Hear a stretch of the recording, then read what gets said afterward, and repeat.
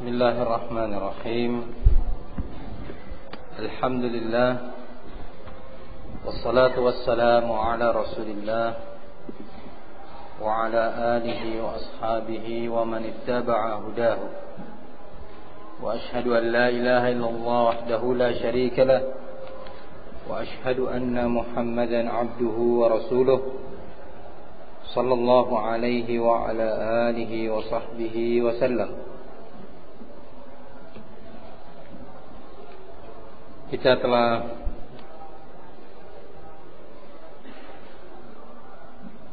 membahas 4 hadis dalam bab Al-Mubadarah ini. Maka pada siang hari ini kita akan memasuki hadis kelima.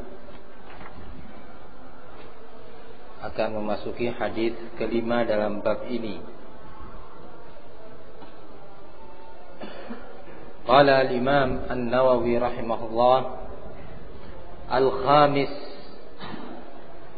hadis yang kelima, an Anas radhiyallahu anhu, dari sahabat Anas yang Allah telah meridainya, anna Rasulullah sallallahu alaihi wasallam akhadha sayfan yauma Uhud, bahwa Rasulullah sallallahu alaihi wasallam pada saat-saat pertempuran perang Uhud, beliau mengambil sebuah pedang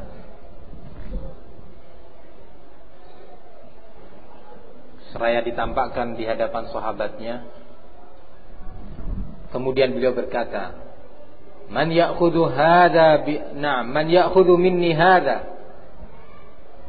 Siapa yang akan menerima pedang ini dariku? Fabasatu aydiyahum, kullu insanin minhum yaqulu ana. Ketika tawaran pertama ini disampaikan oleh Rasul, siapa yang akan menerima pedang ini? Dalam pengertian menerimanya dan menggunakannya untuk pertempuran. Maka sahabat radhiyallahu anhum berebut untuk menyatakan, saya ya Rasulullah. Bukan karena keindahan pedang tersebut atau mereka tertarik kepada tajamnya pedang tersebut, tetapi mereka berebut untuk mengambil pedang dari tangan Rasul, menerima sebuah pedang dari Nabi sallallahu alaihi wasallam untuk menggunakannya dalam medan tempur. Kemudian setelah melihat keadaan seperti ini, Rasulullah tidak segera memberikan pedang tersebut kepada mereka yang mengatakan ana. Saya wahai Rasul, saya. Rasulullah melanjutkan pengumumannya itu dengan mengatakan, "Faman ya'khudhuhu bihaqqi." Siapa yang akan mengambil pedang ini dengan menunaikan, merealisasikan hak pedang ini sebenar-benarnya? Rasulullah memberi syarat. Siapa yang akan mengambil dan menerima pedang dari beliau dengan menunaikan, merealisasikan segala hak di balik pedang ini. Melihat persyaratan, mendengar persyaratan ini, para sahabat terdiam. Fa'ahjamal qaum, masing-masing menarik diri, menarik permohonannya untuk menerima pedang tersebut dari Rasul sallallahu alaihi wasallam. Terdiam mereka. Pada awalnya muncul dari sahabat semangat untuk berlomba-lomba, bersaing dalam kebaikan, menyegerakan diri, melakukan sebuah amal baik, sebuah ibadah, yaitu jihad dalam hadis ini, dalam kisah ini. Jihad fisabilillah, berebut untuk segera masuk jannah. Karena mereka sahabat adalah orang-orang yang memang mengkhawatirkan kepada diri mereka, takut terhadap diri mereka terkena fitnah, berubahnya iman, menurunnya iman, sehingga malas untuk beramal, mundur untuk berbuat, khawatir. Sebelum hal itu menimpa mereka, mereka berlomba untuk bersegera di dalam beramal. Tetapi ketika Rasulullah meletakkan sebuah syarat amanah terkait dengan sebilah pedang tersebut, akhirnya para sahabat yang tadinya berebut diam, menarik kembali permintaannya itu kepada Rasul sallallahu alaihi wasallam.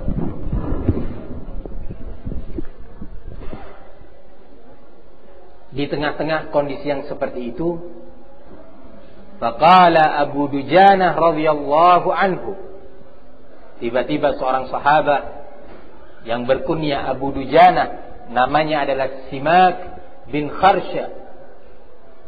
Seorang sahabat namanya Abu Dujanah, atau kunyahnya Abu Dujanah, nama aslinya Simak bin Kharsha.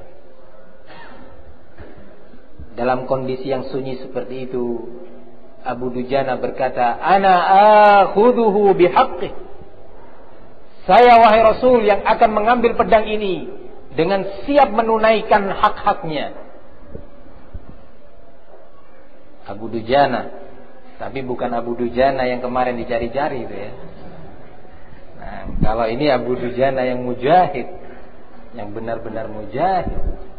Nah, kalau itu adalah khawarij, kalau itu seorang teroris. Nah, ya. Nah, kemudian setelah melihat kondisi yang seperti ini, Rasulullah menyaksikan pada Abu Dujanah kesungguhan untuk mengemban amanah tersebut, maka diserahkanlah pedang itu kepada Abu Dujanah. Fa'akhadhahu fafalaqa bihi hammal musyrikin.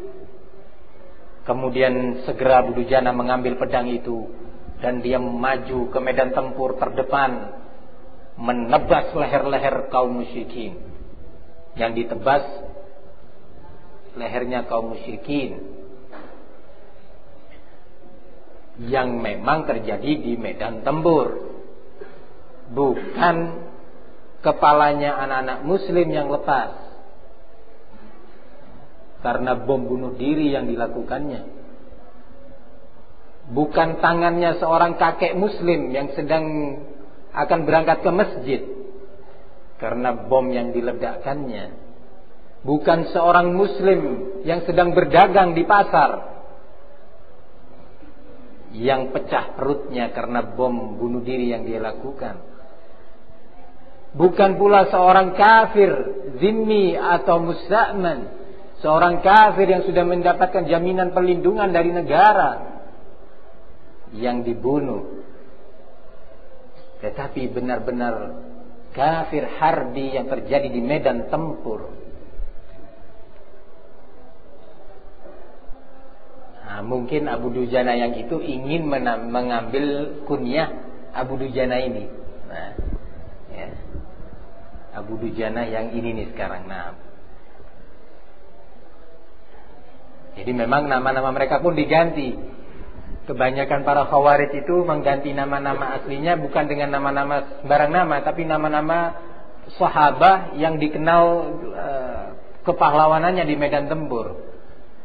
Ada yang namanya dulu Suprapto diganti Mus'ab bin Umair, ya.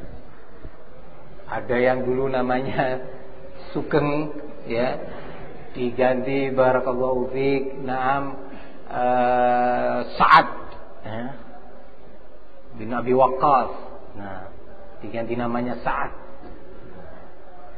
Masyaallah, Naam, barakallahu fiikum. Jadi semangat tanpa ilmu menjerumuskan pemiliknya, pelakunya kepada kehancuran. Kemudian dari hadis ini yang diriwayatkan oleh Imam Muslim, Imam Nawawi menjelaskan di antara beberapa penjelasan yang beliau sebutkan di dalam kitabnya ini, pertama menjelaskan siapa nama Abu Dujana. Qala ismu Abi Dujana Simak bin Kharsha. Nama Abu Dujana. Kemudian makna dalam hadis ahjamal qaum, artinya tawaqqafu, yakni ketika mereka menyatakan kepada Rasul, saya wahai Rasul, saya Rasul, saya Rasul, saya yang menerima pedangnya Rasul. Nah, nggak mundur. Ketika dinyatakan siapa yang mau ambil pedang ini, nggak kemudian kamu, enggak main dorong-dorongan. Kamu aja, biar nanti saya ikut kamu di belakangnya, nanti gampang-gampang lah. Kamu aja, enggak.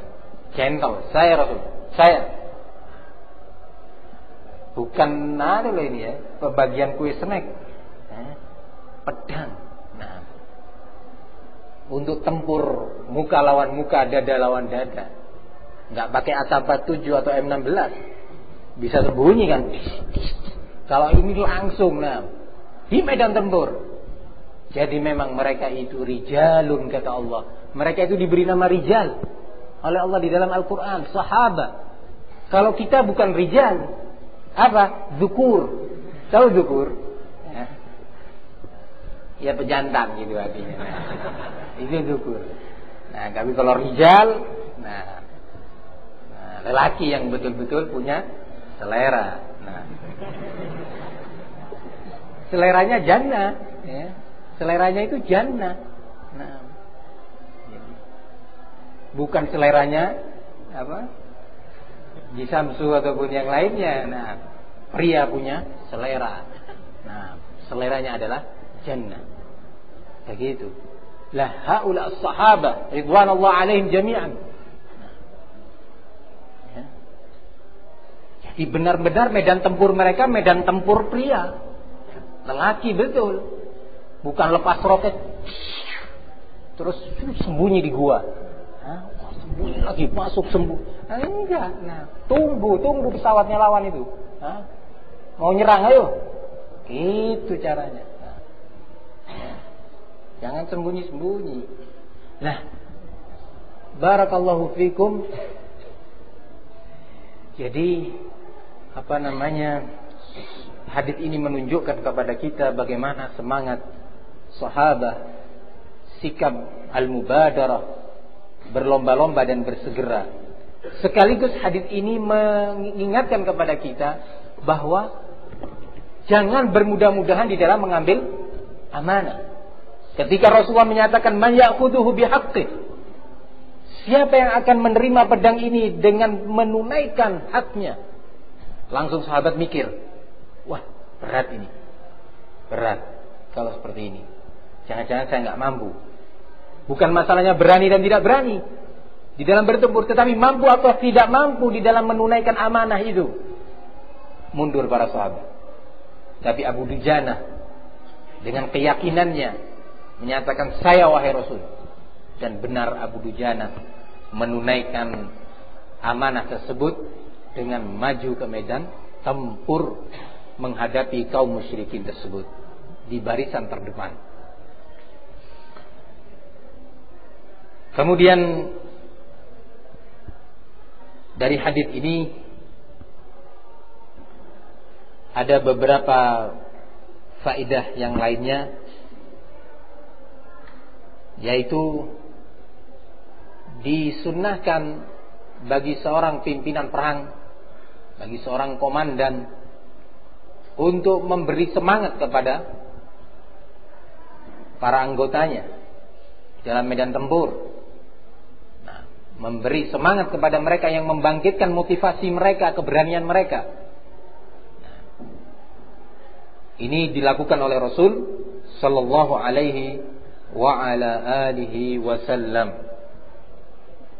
Ini hadis kelima dalam bab al-mubadarah ilal khairat. Nah,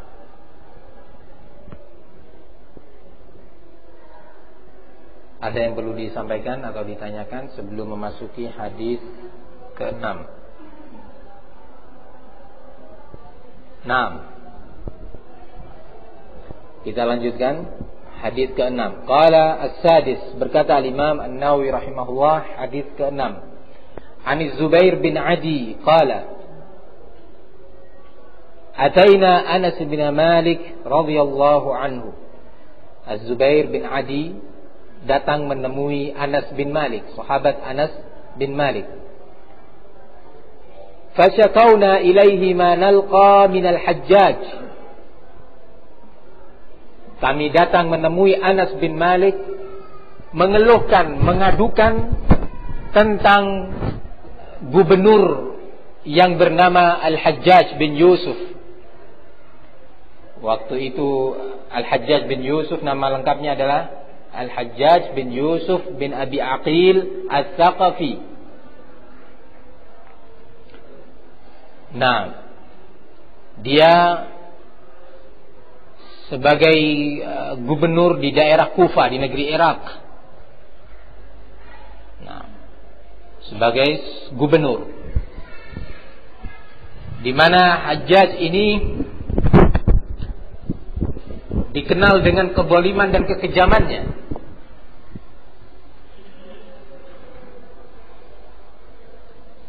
Bengis terhadap rakyatnya. Diriwayatkan dalam Sunan At-Tirmidzi rahimahullah dari seorang tabi'in yang bernama Hisham bin Hassan, qala ahsayna man qatalahu al-Hajjaj fabalagha 120,000 fabalagha 120,000 rajul. Kami hitung orang-orang yang sudah dibunuh oleh Al-Hajjaj di masa pemerintahannya, ternyata jumlahnya mencapai 120.000 nyawa dibunuh. Nah, sampai-sampai Khalifah Umar bin Abdul Aziz mengatakan, "Lau anna kulla ummatin ja'at bi khabithiha wa ji'na bi Hajjaj laghalabnahum." Kalau seandainya setiap umat mendatangkan orang-orang jahatnya dengan kejahatan dan kezaliman yang dilakukan oleh orang-orang jahat pada setiap umat, kemudian kita mendatangkan Hajjaj dengan kezaliman dan kejahatannya, maka kita akan mengalahkan mereka. Dalam pengertian maksudnya, kezaliman dan kejahatan Hajjaj ini mengalahkan kezaliman orang-orang jahat di masing-masing umat. Dan yang dibunuh itu bukan orang-orang biasa, bukan preman yang bertato, bukan. Ya. Yang dibunuh itu para dai, para ulama, katanya orang sekarang para aktivis. Ya. Katanya orang sekarang para aktivis dakwah. Dibunuh oleh Hajjaj.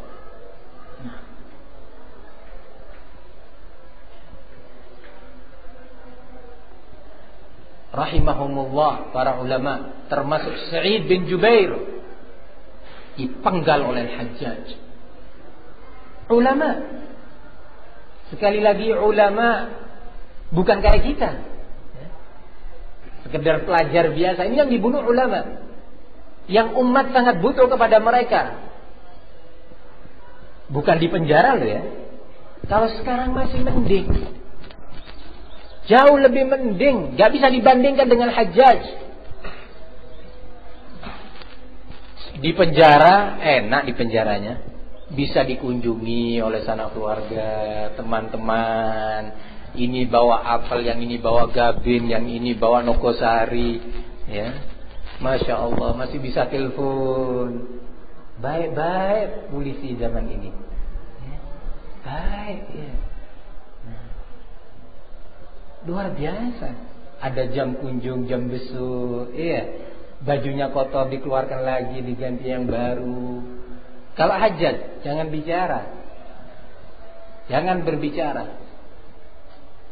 Gubernur hajat sedang berbicara, di sana ada satu wajah yang menunjukkan ketidaksetujuan, langsung diseret.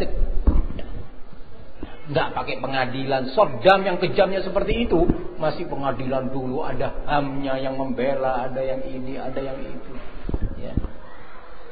Aktivis-aktivis masa ini masih Masya Allah ya, sudah dipenjara dengan enaknya seperti itu. Pengikutnya bisa demo ya. Polisinya dilempari ya. Bayangkan seorang tabi'in yang bernama Zubair bin Adi ini mengeluh kepada Anas bin Malik, seorang sahabat, tentang kekejaman Hajjaj yang seperti itu. Bahkan sebagian ulama semacam Sa'id bin Jubair dan beberapa yang lainnya, Asy-Sya'bi, Al-Imam Asy-Sya'bi rahimahullah, menilai Hajjaj sudah kafir. Menilai Hajjaj bin Yusuf sudah kafir. Sebagian ulama atau jumhur mayoritas masih belum memvonis Hajjaj sampai pada tingkatan kekufuran. Masih belum. Tapi sebagian ulama-ulama besar ya sudah memvonis kafir. Bagaimana sikap Anas bin Malik yang sempat hidup sampai pada masa Al-Hajjaj yang memerintah di negeri Kufa, Irak? Bagaimana sikapnya? Dia seorang alim, seorang sahabat yang fatwanya didengar, fatwanya bisa berpengaruh. Katanya orang sekarang pengikutnya banyak, atau katanya orang sekarang jamaah pengajiannya banyak. Apanya? Nah, jamaah pengajiannya banyak ya. Katanya orang sekarang. Ini Anas bin Malik, seorang sahabat yang melayani sebagai pelayan Rasul selama 10 tahun, meriwayatkan banyak hadis dari Rasul sallallahu alaihi wasallam. Ketika mendengar ini, Anas bin Malik mengatakan, "Isbiru," menasihati mereka-mereka yang datang. "Wahai Anas, ya Syekh," kata orang sekarang. Nah, kondisinya sudah seperti ini sekarang, kita dibunuhi, kita dizalimi, kef ini gimana? Anas bin Malik dengan keilmuan sebagai salah seorang murid Rasul sallallahu alaihi wasallam, ikut berjihad bersama Nabi ya. Bukan ulama-ulama yang serba comfortable, apa namanya ya, ulama-ulama yang duduk di kursi dan dalam tumpukan buku-buku, bukan. Yang kagum dengan decak pujian decak kagum para pengikutnya, bukan. Anas bin Malik radhiyallahu anhu berjuang, berjihad, menghirup debu-debu jihad bersama Rasul. Pakaiannya dan rambutnya kotor dengan debu jihad. Bukan sebagai seorang penakut, bukan. Bukan sebagai seorang ulama munafik sebagaimana dikatakan oleh Imam Samudra ya. Ulama pengecut, bukan. Kata Anas bin Malik, "Isbiru فإنه لا يأتي عليكم زمان إلا والذي بعده شر منه حتى تلقوا ربكم." Sabarlah kalian, sabar. Sabar. Kalau katanya orang sekarang, sabar terus, sabar. Sampai kapan sabar? Sabar, penakut kamu memang. Katanya para aktivis sekarang, yang api semangatnya sudah membara sampai memerah di sininya. Nah, Anas dengan tegar menyatakan, isbiru, sabar kalian, sabar. Nah, kemudian dihibur oleh Anas bin Malik, fa innahu la ya'ti 'alaikum zamanun illa walladhi ba'dahu syarrun min. Ketahuilah sesungguhnya tidak datang suatu zaman kepada kalian kecuali masa atau zaman yang baru datang ini lebih parah, lebih jelek, lebih banyak kemungkaran, kemaksiatan, padanya. Lebih banyak kejahatan, kezaliman. Sabar. Tidak kemudian Anas menyatakan, sudah kalau gitu kita tulis sebuah buletin ya, yang mengkritik Khalifah Hajjaj atau Gubernur Hajjaj. Kalau sekarang kan gitu, ada buletin-buletin khusus disebarkan di tengah-tengah umat, ya, isinya mengkritik aja pemerintah, nggak mau berterima kasih. BBM naik, tulis tentang BBM, menulis tentang BBM. Masyarakat tambah panas ini. Nah, iya, sudah sekolahan mahal, BBM naik lagi. Nah, beras naik, nulis lagi buletin tentang beras naik, sembako. Nah, ya. Terus begitu isinya. Bukannya mendinginkan masyarakat, bukannya mengajak dan mendidik rakyat kaum muslimin untuk sabar dengan apa yang ada pada mereka. Tenang, sudahlah. Jangan begitu. Kamu sudah sholat? Ayo kalau belum sholat dulu. Iya, tapi gimana mau sholat kalau BBM naik nggak khusyuk? Memang masyarakat yang memang dididik untuk selalu menentang masalahnya. Rakyat yang memang dididik sudah lama untuk selalu nggak puas. Loh, kenapa? Kalau BBM naik kenapa? Kamu apa nggak bisa makan di rumah? Ya bisa, tapi masa makan sama tempe kerupuk terus. Alhamdulillah.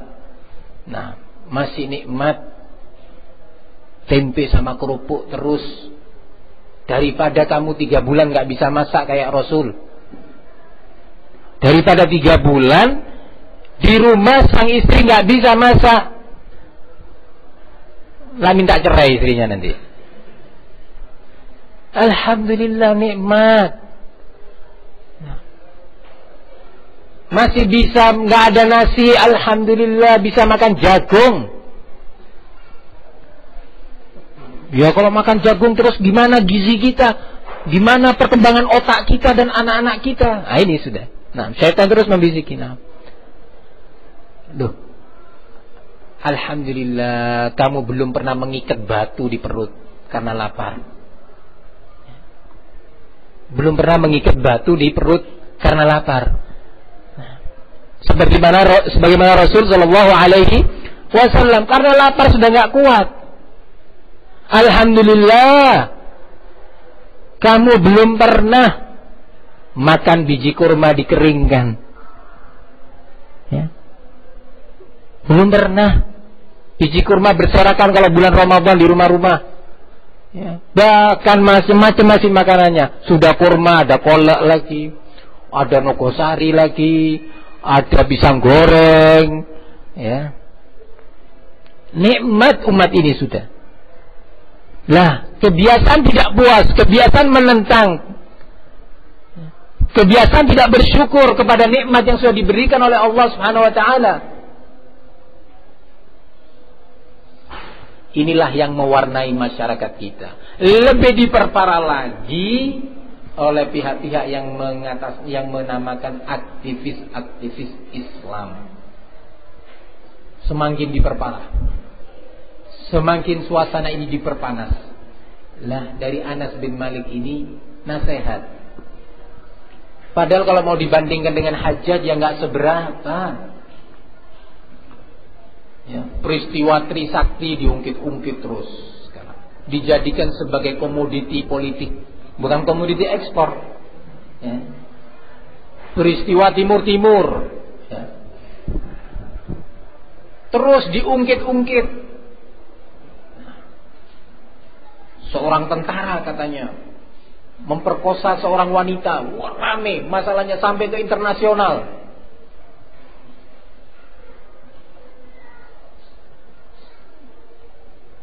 Subhanallah. Kita mengetahui bahwa itu semua kezaliman, bahwa itu kemungkaran. Tetapi janganlah kemungkaran itu diperparah, diperbesar, diperluas dengan sebab kejahilan kita. Jangan. Dari nasihat Anas bin Malik ini, nasihat yang berilmu. Kemudian Anas menyatakan, hatta talqaw rabbakum, sabarlah kalian, menahan diri, perbanyaklah ibadah sampai kalian bertemu Allah Subhanahu wa ta'ala. yakni sampai kalian meninggal dunia. Sabar.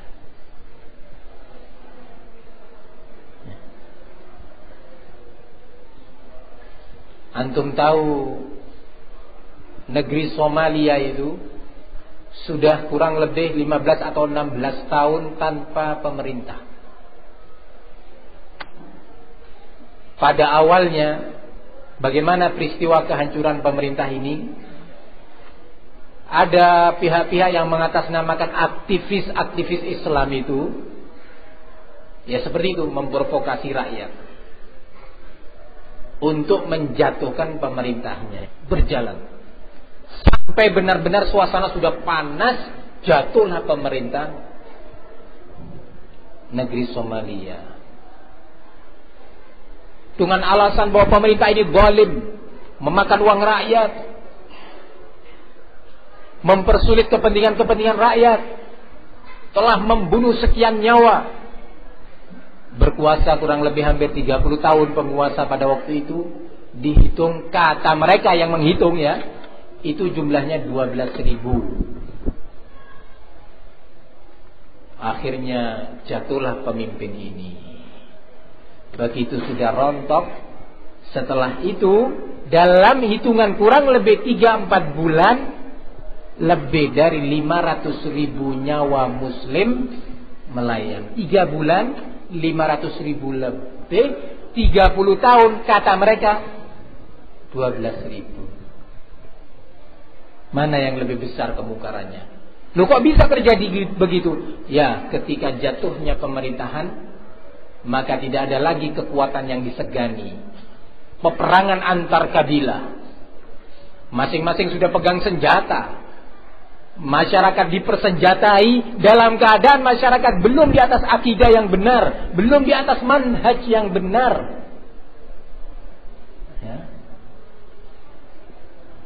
Begitu pemerintah sudah hancur, tidak ada lagi kekuatan yang disegani, maka masing-masing mulai menuntut hak karena jasanya. Dulu saya punya andil waktu merobohkan pemerintahan yang lama.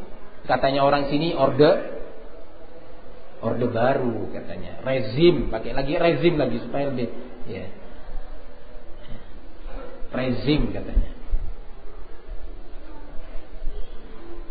Masing-masing kabilah mengangkat senjatanya. Sampai ketika saya ketemu dengan seorang dari negeri Somali, teman belajar, cerita dia tentang negerinya.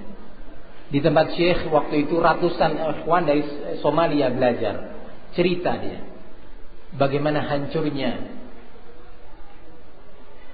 kaum muslimin, bercucuran darah negeri Somalia. Dia menceritakan kabilah saya dalam keadaan seperti ini. Satu teman menyatakan, kamu kenapa nggak pulang ke Somalia sudah sekian tahun? Gimana saya mau masuk ke Somalia? Pintu masuk untuk saya masuk ke negeri itu adalah kabilah yang sedang berseteru dengan kabilah saya. Hancur-hancuran. Keamanan negeri hancur. Perekonomian hancur. Peternakannya, perkebunan mereka hancur. Persatuan kaum muslimin hancur karena tidak sabar dengan apa yang diistilahkan oleh mereka pemerintah zalim, pemerintah memakan uang rakyat. Akhirnya kabilah memakan darah rakyat.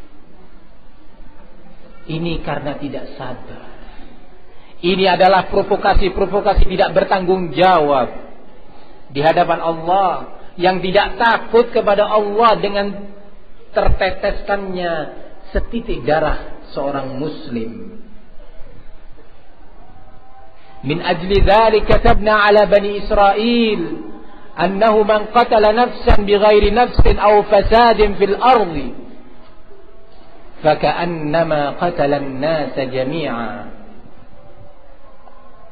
Allah telah menetapkan sebagai hukumnya, barang siapa yang membunuh satu jiwa muslim, satu jiwa, bukan karena dengan atau didasari alasan yang diperbolehkan, dibenarkan secara syariat untuk dibunuh.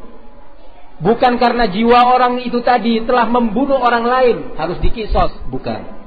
Atau bukan karena orang yang tadi dibunuh itu telah melakukan kerusakan di muka bumi, bukan. Orang-orang yang tidak bersalah. Maka kata Allah, membunuh satu jiwa itu bagaikan dia telah membunuh manusia secara menyeluruh. Kan sekarang orang-orang tokoh-tokoh teroris dengan gampangnya menyatakan ketika ditegur, bagaimana? Operasi bom bunuh diri yang di sana itu membunuh seorang anak kecil muslimah. Yang di sana juga membunuh seorang ibu muslimah. Ya enggak apa-apalah. Korban 1-2. Allahu Akbar. Allahu Akbar. Ini adalah jamaah haus darah. Ya. Al-Qaeda dan yang semisalnya itu adalah kelompok haus darah. Ya, haus darah. Bahaya ini. Nah, jadi kalau penjahat, preman atau Dracula, ya, orang sudah takut. Tapi kalau yang haus darah ini pakai sorban dan membawa ayat-ayat Al-Quran, ini yang bahaya. Lah, kejadian yang saya sebutkan tadi di Somalia itu hancur lebur negeri itu akibat tidak sabar. Maka nasihat ini penting untuk kita tahu. Kita hidup sekarang di negeri ini. Kalau ada kita mendapati orang-orang yang seperti itu, semangatnya berlebihan tanpa di bawah bimbingan ilmu, dinasihati, tahan ya kita. Jangan. Nanti kamu dengan semangat yang berlebihan tanpa ilmu ini bisa ditunggangin oleh pihak-pihak yang punya kepentingan. Jangan. Sabar. Jalan keluarnya apa? Banyak menuntut ilmu. Jalan keluarnya adalah seperti hadis yang sebelumnya, badiru bil amal, bersegeralah kalian di dalam beribadah, beramal, jangan ditunda-tunda. Jangan. Karena kata Rasulullah, fitnah berdatangan secara bertubi-tubi.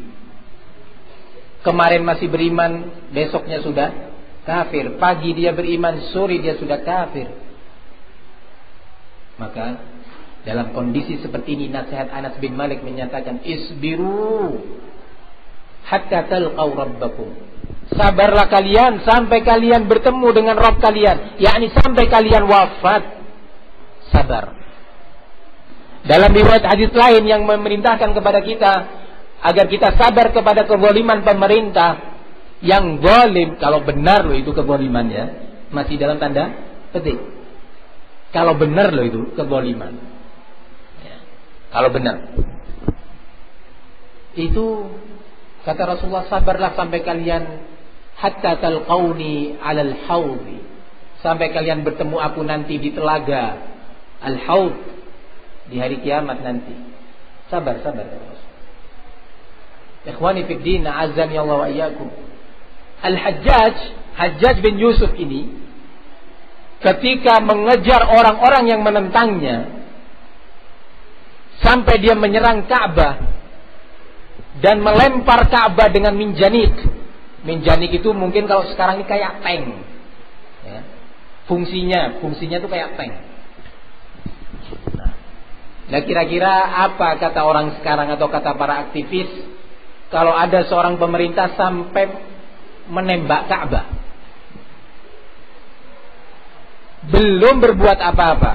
Pemerintahan kerajaan Saudi Arabia yang menghormati tamu-tamu Allah, para hujjaj setiap tahunnya dengan biaya yang cukup besar yang tidak mungkin diceritakan di sini.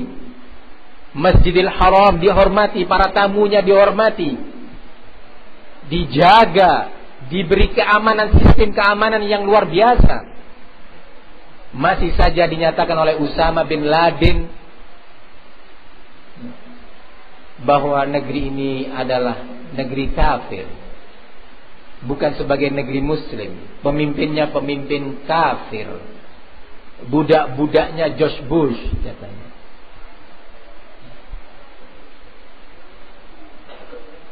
Lalu bagaimana kalau seandainya Raja Saudi melemparkan minjani ke Ka'bah? Itu saja Hajjaj yang seperti itu kejamnya. Anas bin Malik menyatakan isbiru, sabar, sabar. Jumhur ulama tidak mengkafirkan Hajjaj. Ikhwani fi din, a'azzani Allah wa iyyakum.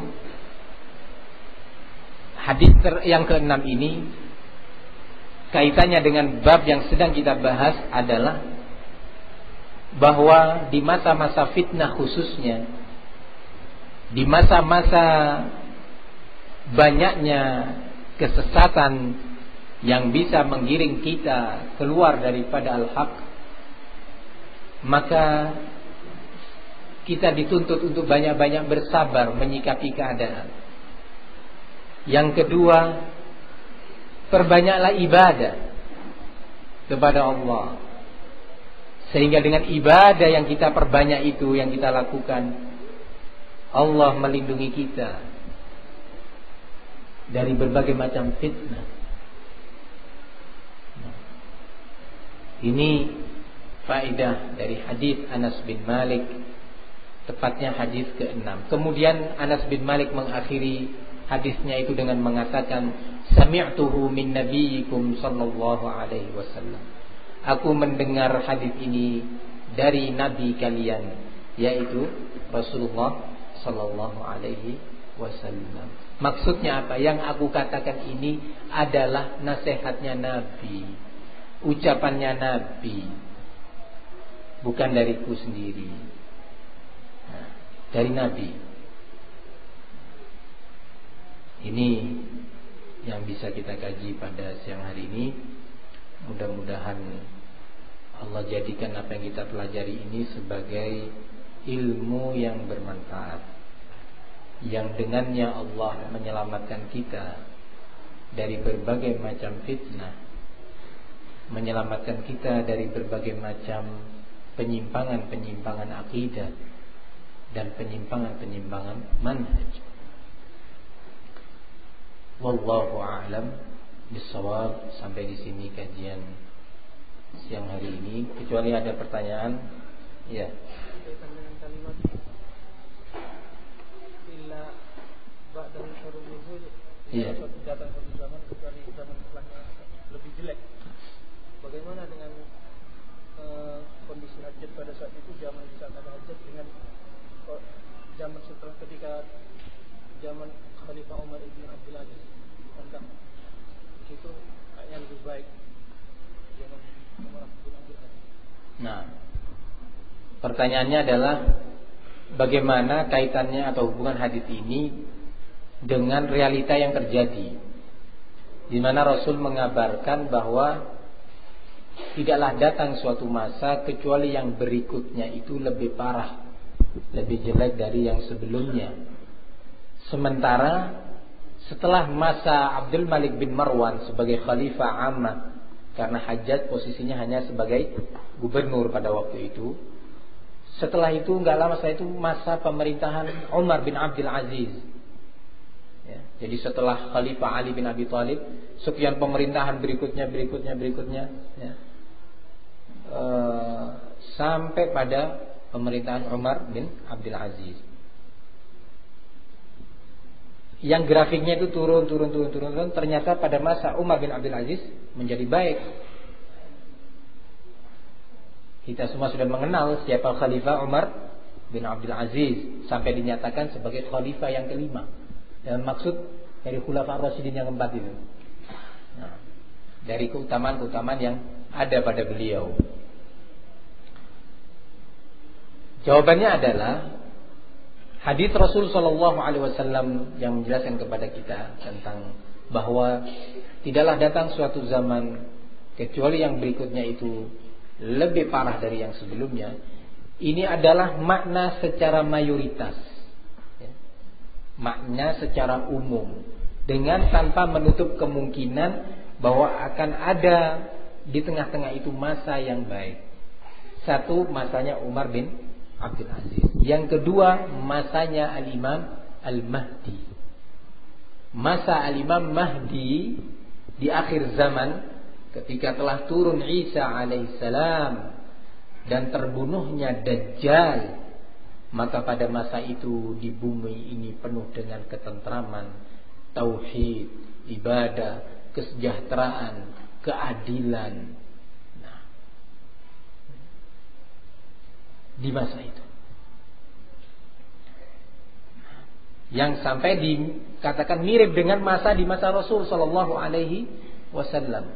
Maka jawabannya adalah secara banyak dijelaskan oleh para syurah, secara umum, secara global, tanpa menutup kemungkinan adanya di tengah-tengah itu masa yang baik. Nah, wallahu a'lam bissawab. Nah, sampai di sini kita memasuki waktu zuhur. Wassallallahu wasallam wa barak ala nabiyyina Muhammad wa ala alihi wa sahbihi wa sallam. Walhamdulillahirabbil alamin.